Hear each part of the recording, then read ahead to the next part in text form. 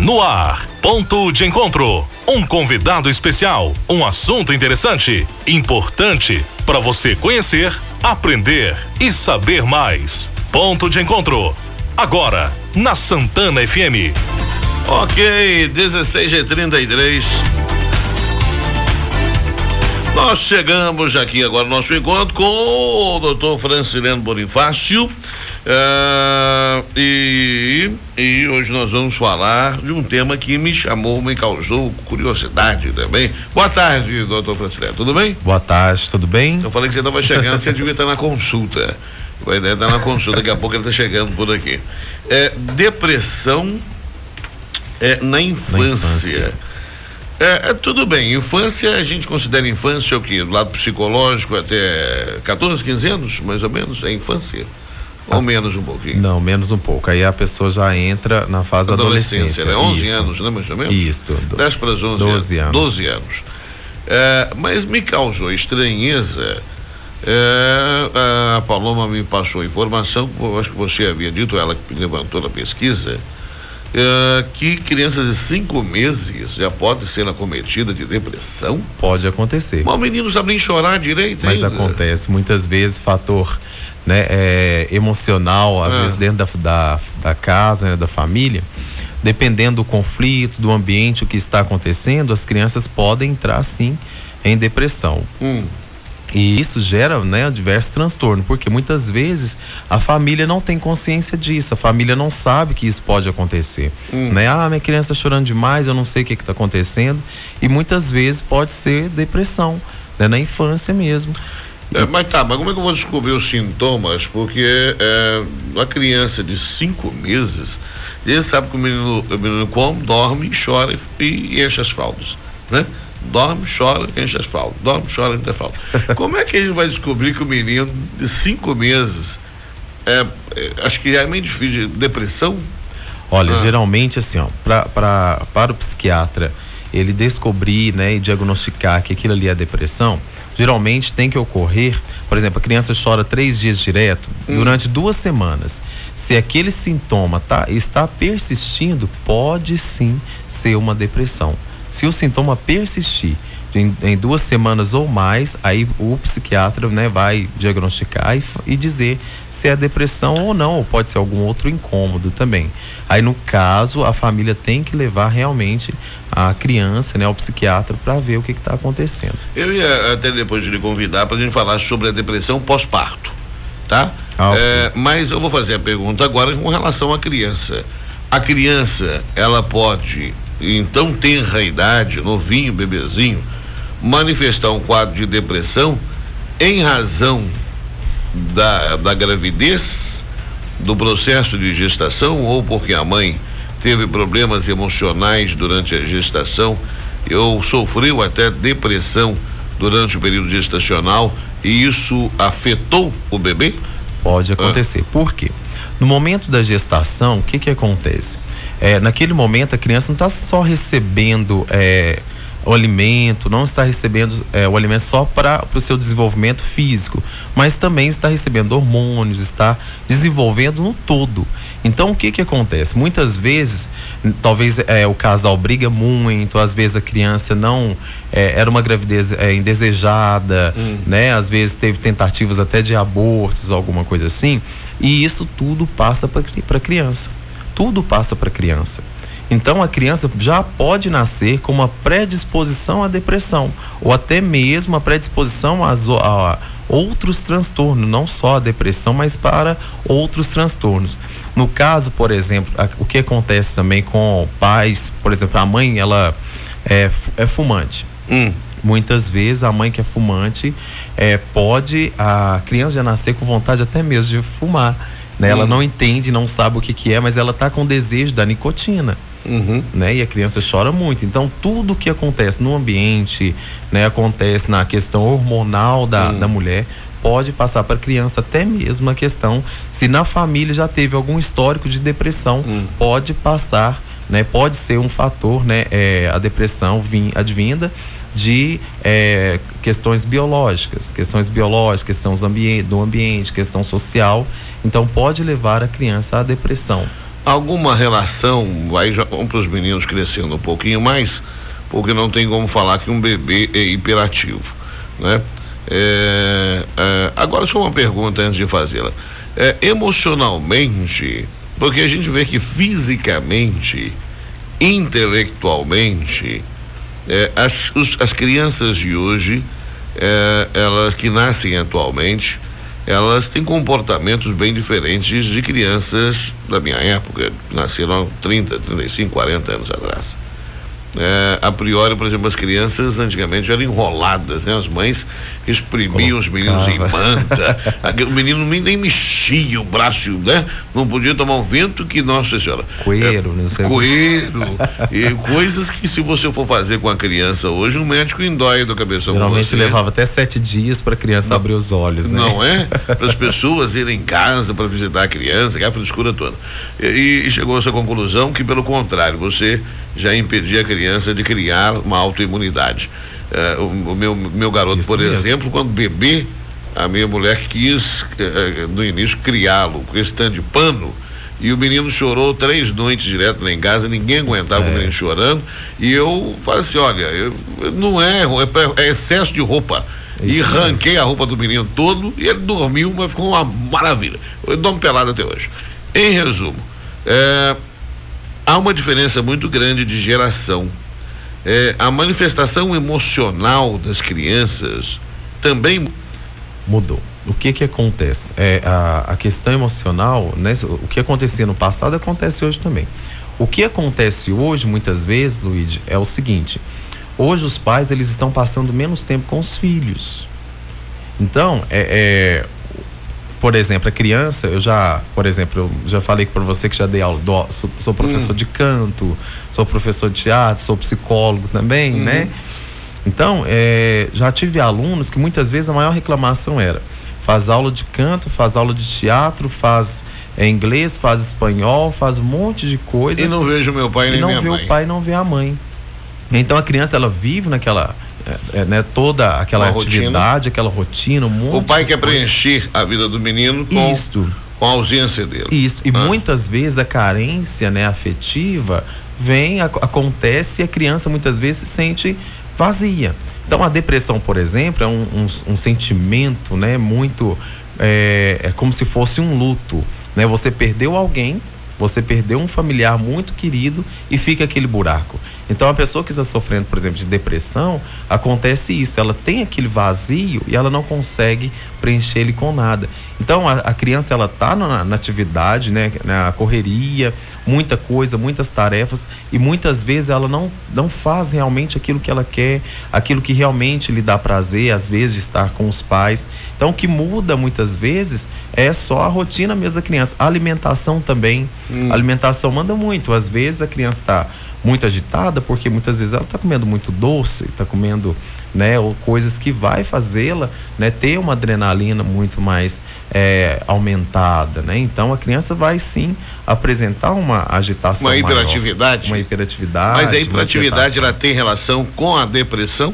Isso, muita gente acha que sim, né? Que ele é deprimido para tentar superar ele hiperativo. E a hora que para aquela carga de energia. Só que não. Quando é diferente, né? Geralmente a depressão vai apresentar diversos outros sintomas. Pode apresentar inquietação, essa agitação pode apresentar, mas a hiperatividade é diferente da depressão. Então, por exemplo, a pessoa que está com depressão, muitas vezes, ela tem pensamento de suicídio. Ela tem pensamento de autoextermínio. Então, o que vai acontecer? O psiquiatra, ele vai ver, né, ele vai ver ali, diante daqueles sintomas, se existem outros sintomas associados ao diagnóstico da depressão. Aí sim. Agora, a hiperatividade já é diferente, né? A hiperatividade, às vezes a criança é agitada, mas não tem pensamento de suicídio. Tá. Eu estou conversando com o doutor Franciliano Bonifácio, eu tenho que ir para o intervalo comercial rapidinho. Se você tiver alguma pergunta para fazer, a próxima, o Franciliano, eu queria que você falasse, porque o que a gente presencia hoje, diz que depressão é o mal do século, né? Inclusive ontem nós estivemos conversando com a doutora Josete, que também é psicóloga, ela que coordena lá o Centro de Convivência da Prefeitura. Sei. E nós falamos aqui mais sobre o combate à lei, ao dia antimanicomial. a diferenciação do tratamento e tudo mais. Falamos muito também de emocional. Mas a pergunta que eu deixo para você responder no próximo bloco é com relação às crianças que convivem no seu cotidiano com mães ou pais que são deprimidos, que sofrem da depressão. Qual o malefício, qual a influência disso na vida dessas crianças e se elas podem ser afetadas? Eu estou com o doutor Francileno Bonifácio, volto em instantes depois do comercial. Fica aqui, não muda de frequência não, tá bem? A gente volta em instantes. Muito bem, 16h50, estou conversando com o Francileno. Rapaz, você não sabe, aproveito para fazer consulta, terapia com ele aqui de graça, 0800 no intervalo comercial. Faça análise com ele aqui, você tá brincando, Então faço sessão terapêutica aqui, um dia eu vou ficar zoom, que negócio todo aqui, hoje é um divã. Terapia já não faz não. Não faz, tudo é aquela, yoga isso, né? Isso é yoga. Divã tem divã? Não, eu não trabalho com divã. É mais a psicanalista. A psicanalista que usa divã. Que o cara senta lá e fica falando a vida dele, o cara fica anotando, aquela coisa toda. Bom, eu perguntei aqui ao Francileno, porque é muito comum, nós estamos vivendo essas doenças emocionais, as psicologias, as patologias psicológicas, e a depressão, o síndrome do pânico e outras coisas estão muito presentes na vida moderna. E nós temos as crianças, os meninos e as meninas que convivem com pais ou mães que são vítimas da depressão. A convivência diária, a percepção do estado depressivo da mãe ou do pai, isso pode influenciar no desenvolvimento da depressão na criança, que até ao presente momento ou não havia demonstrado nenhum quadro depressivo? Tem uma grande tendência, né? Na psicologia geralmente a gente não fala assim, vai ser, entendeu? O filho, a mãe é deprimida, o pai também tem depressão, o filho também vai ser, né? A gente não fala assim, vai ser, né? A gente não afirma assim, mas tem a tendência, a gente usa muito essa palavra, tem a tendência. Por quê? O ambiente tem grande influência sobre a criança, principalmente que ela está em estado de desenvolvimento. E quem são as pessoas mais importantes na vida dela naquele primeiro momento? São os pais.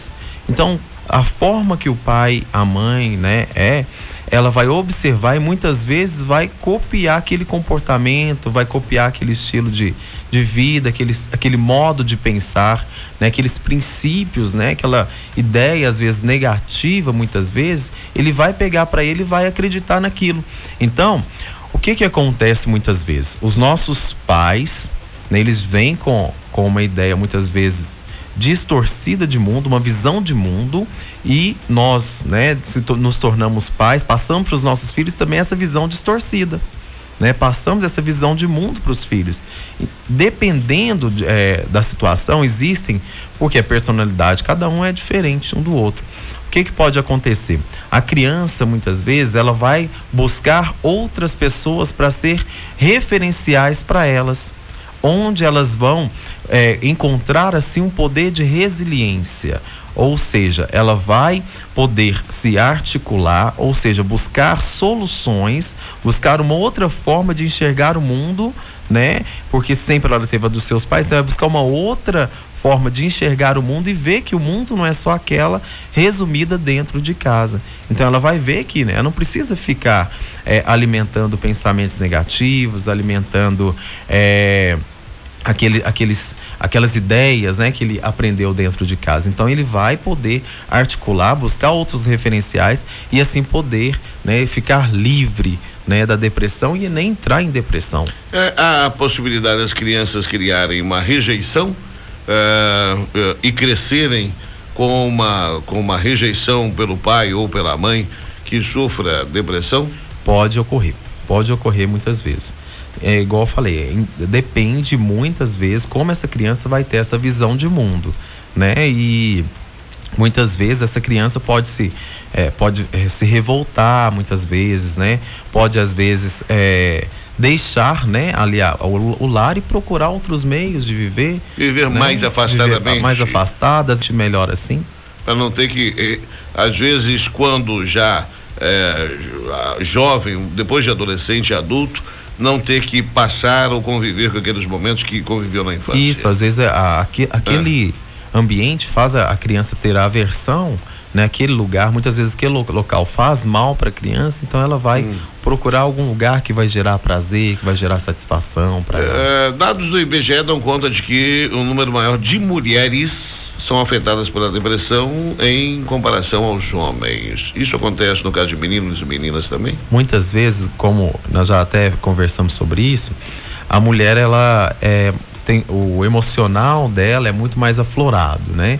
E o homem geralmente é mais a razão, né? Ele é mais razão. Então, acontece mesmo da mulher, né, ter mais tendência do que o homem, porque o homem, para ele tem aquela visão de razão, né? No geral. A mulher não, ela já presta atenção nos detalhes, ela já é mais sentimental, mais emotiva, e muitas vezes ela guarda mais os fatos. Guarda mais. Sofre por antecedência. Expressa muitas vezes mais do que o homem os sentimentos dela. Então pode ocorrer, tem essa tendência.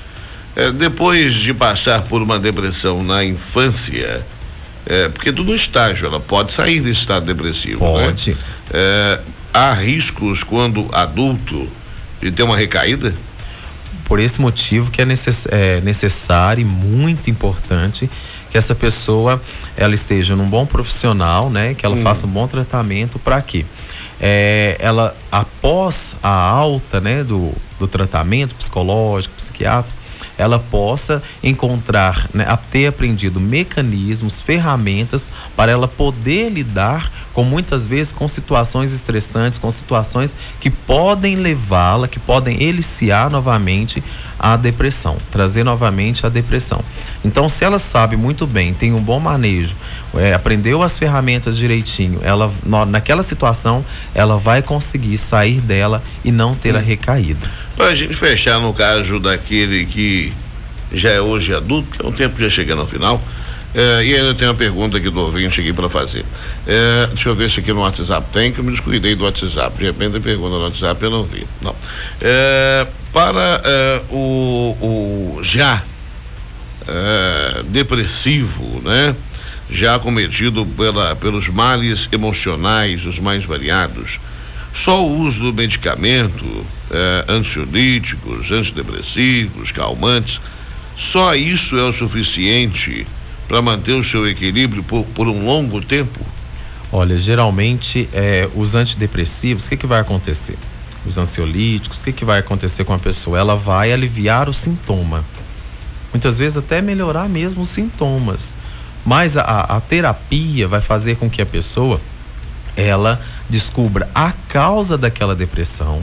Descobrindo a causa, ela vai trabalhar aquela origem, né? Trabalhar a origem da depressão, trabalhar a origem da psicopatologia, né? Trabalhando essa origem, ela vai conseguir, né, encontrar, né, meios de combater, né, aquela origem, combater aqueles, muitas vezes, pensamentos negativos, combater aquele sentimento angustiante, aquele sentimento de luto constante, e assim ela pode sair da depressão. Mas o tratamento medicamentoso e com o psicoterápico, né, com o psicólogo, vai acontecer o seguinte: a pessoa vai encontrar melhoras mais rápido, né, e ela vai conseguir até mesmo, né, com o passar do tempo, ficar livre até de medicamentos. Bom, eu estou com uma pergunta aqui do ouvinte. Eu tinha que fazer uma pergunta para você, mas sim, você estava falando, estava com ela na cabeça, mas ela fugiu aqui. Então vamos para a pergunta do Robson. Ele está com 39 anos e viu o pai abandonar a mãe. Alcoólatra. Então eu entendo que a mãe dele era alcoólatra. O pai abandonou. Então ele teve que trabalhar. Diz que antigamente, na geração dele, não se ouvia falar o que causava depressão nas crianças. E hoje em dia, excesso de informação e muitos compromissos. Eu não entendi se ele está afirmando ou está perguntando se o excesso de informação e muitos compromissos podem levar a criança à depressão. Eu acredito que seja isso que ele esteja perguntando. Não entendi muito bem. Levar excesso de informação e muitos compromissos da criança pode levá-la à depressão? Pode. Tá, porque ele falou que ele teve problema e ele foi foi trabalhar, ele ocupou a cabeça. Foi fazer um monte de coisa. Foi fazer muita coisa, né? Então não se ouvia falar em depressão de criança. Se a depressão, então, em crianças hoje, é o excesso de informação e muito compromisso. Olha, pode ocorrer sim, né?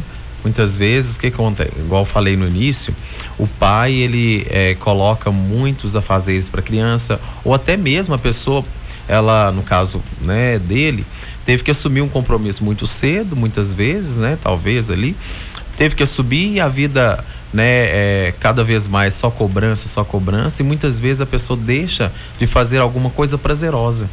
Deixa de fazer coisa prazerosa, só fica no trabalho, só fica, muitas vezes, buscando alguma coisa para preencher o tempo ali e às vezes acaba deixando de conversar com os amigos, de sair, de participar de um churrasco, de ir para uma praça de esporte, para alguma coisa que vai gerar prazer na pessoa. Tá.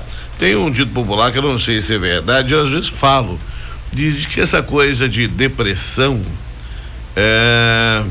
quem sofre muito de depressão é porque vive muito no passado e tem muito medo do futuro.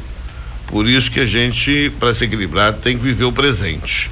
Tem alguma relação nessa colocação do depressivo, ele viver, porque você usou a expressão enlutado. Ele sempre que algo está morto, sem vida, passado, magoado, sentimentado, sofrido, e que marcou a vida, ele vive na precisão. Excesso de passado e medo do futuro. Por isso que o equilíbrio estaria em viver o presente? Ou não tem relação nenhuma isso? Depende do caso, né? Depende de cada caso. A criança de 5 meses, o que ela tem do passado? O que ela vai remoer do passado? Não procede. Não tem nada. O passado gestacional. Aquilo que a mãe sofreu, até descobriu o passado para ela. Eu estou fazendo uma análise clínica da criança. Mas como eu falei, pode ser biológico, social e o ambiente. Sim. Né? Então, muitas vezes fica assim, né? Dependendo de cada situação, a pessoa pode ficar, muitas vezes, lembrando do passado traumático, ficar remoendo ali. Aí sim, agora a pessoa ficar pensando muito, né, no futuro, ter medo do futuro, isso aí já fala de ansiedade. Agora, o equilíbrio mesmo da pessoa, para a pessoa viver bem, ela pensar no presente e todas as vezes que vier pensamentos, né, negativos, pensamentos disfuncionais, a pessoa precisa aprender a questionar esses pensamentos disfuncionais, a questionar os pensamentos negativos. Porque se a pessoa questiona os pensamentos negativos, ela consegue assim chegar a uma realidade, e ela chegando a essa realidade, ela consegue viver livre da depressão, consegue viver livre dos comportamentos disfuncionais, ela consegue viver livre da ansiedade, consegue viver livre de diversas coisas. Só que a pessoa precisa aprender a isso. Por exemplo, aconteceu algo traumático lá no passado. Para que ficar remoendo, lembrando, tal, trazendo isso? Não, a vida continua, né? As coisas continuam. Então, vamos pensar no presente, vamos focar no presente, porque isso que eu estou falando aqui agora já se torna até mesmo passado. Então tem que aproveitar o presente. Futuramente pode acontecer isso. Eu posso, por exemplo, ficar desempregado. Ficou desempregado, o que eu vou fazer? Aquilo que eu falei, aquela palavra, resiliência, esse poder de articular. Tem gente que desespera, tem gente que entra em depressão, porque ficou desempregado. E agora, o que eu vou fazer da vida? Não. Pega esses pensamentos negativos e coloca pensamentos positivos. Eu vou fazer currículo, eu vou fazer contato com os meus amigos, eu vou ir em todas as empresas que eu puder, eu vou vender picolé, eu vou fazer alguma coisa, eu vou mexer, entendeu? Quando a pessoa consegue fazer isso, ter essa articulação, essa resiliência, a pessoa consegue viver livre das psicopatologias. Mas ela precisa descobrir a origem, precisa descobrir essas ferramentas, precisa colocar em prática, e assim ela pode ficar livre de qualquer uma psicopatologia. Muito bem, com o doutor Francileno Bonifácio, vou deixar para quem sabe a próxima semana a gente dar uma passadinha sobre depressão pós-parto, que eu acho que é legal da gente falar para as gestantes, né? E também, esse negócio de... Esqueci, tem um nome técnico, eu não sei se é da área da psicologia. A pessoa que tem dupla personalidade, uma hora tá assim, depois tá assim. Transtorno de personalidade. Transtorno de personalidade. Eu acho que dá para falar bem sobre isso, não dá? Dá sim. Então tá bom, vamos deixar aqui na agenda desses dois assuntos e salva aí que depois eu esqueço. Transtorno de personalidade e depressão pós-parto, a gente dá uma pincelada na próxima semana. Bonifácio, obrigado, viu? Eu agradeço. Você prefere Francileno ou Bonifácio? Pode ser Francileno. Pode ser o Francileno mesmo? Pois é. Francileno na Trande aqui no edifício Benfica, tá aqui em andar aqui, Francileno. 13º andar. Você precisa dar uma passadinha lá. E ele volta na próxima quinta-feira. Você não se faça de rogado, nem faça suas perguntas e participe conosco. Não tenha problemas emocionais para perguntar, viu? Liberte-se disso. Não é, Francileno? Isso mesmo. Obrigado. Fica livre. Fica livre.